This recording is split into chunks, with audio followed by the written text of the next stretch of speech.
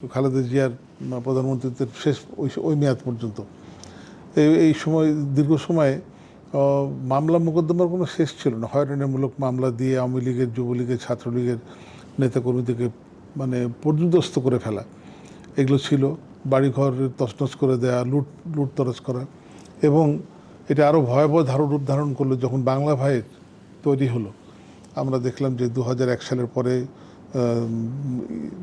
বাগমারা, আত্রাই, নলডাঙ্গা, রানীনগর, এই বিস্তীর্ণ জনপদে রাষ্ট্রীয় মদতে তাকে দিয়ে সেই এলাকায় তথাকথিত সর্বহারাদের নিধন বা দমনের নামে তারা যেভাবে আওয়ামী লীগের নেতাকর্মীদেরকে, প্রগতিশীল মানুষদেরকে গাছে ঝুলিয়ে হত্যা করা, পিটিয়ে নৃশংসভাবে আহত করা এবং মেয়েদেরকে ঘরের মধ্যে ঢুকিয়ে দেয়া, রাজশাহী শহরে অস্ত্র হাতে প্রকাশ্যে তাণ্ডব করে ডিসি অফিস ঘেরাও করতে আসা, এসবই আমরা দেখছি 2001 থেকে 2006 পর্যন্ত ঘটেছে।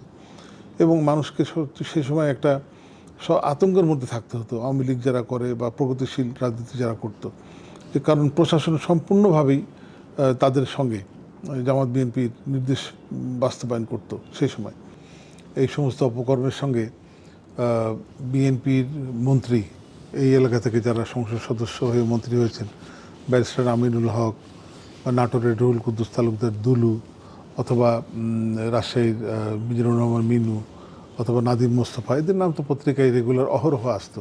তারা সন্ত্রাসীদের কীভাবে পৃষ্ঠপোষকতা করতেন। আমরা অনেক সময় আমাদের নিজেদের জীবনের তোয়াক্কা না করেই তৃণমূল নেতাকর্মীদের পাশে গিয়ে দাঁড়িয়েছি। আমার মনে আছে যে যখন বাগমারায় একের পর এক হত্যাকাণ্ড হতে লাগলো, তখন আমরা যখন যেতাম বাগমারায় তাদের পাশে জানাজা পড়তে অথবা সহানুভূতি জানাতে বা প্রতিবাদ সভা করতে, তখন ওই এলাকার নেতারাই বলতেন যে সন্ধ্যা লাগার আগেই, অর্থাৎ সূর্য ডোবার 1 ঘন্টা আগেই বলতেন যে আপনারা এখন রাজশাহীতে রওনা হয়ে যান, কারণ সন্ধ্যার পরে এখানে মুভমেন্ট করা খুব বিপজ্জনক হবে। এতটাই তারা ভীত সন্ত্রস্ত জীবনযাপন করতেন। তো আমাদের সেগুলো মনে আছে পরিষ্কার। এখন তো সেই সব জায়গায় রাত 12টা, 1টা, 2টা পর্যন্ত মানুষ যাওয়া আসা করে, কোনো সমস্যা নেই, কোনো বাংলা ভাইও নেই, কোনো সর্বহারাও নেই।